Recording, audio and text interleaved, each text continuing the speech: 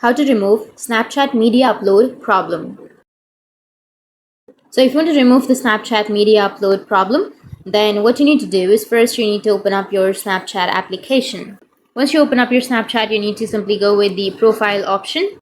Once you open up your Snapchat, you can simply go with the profile option, which is on the upper left. Once you're under the profile, you can go with the settings, which is on the upper right. Tap on settings.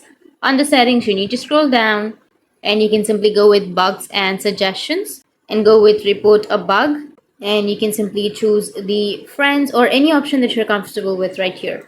Once you've chosen, you can simply tell what happened.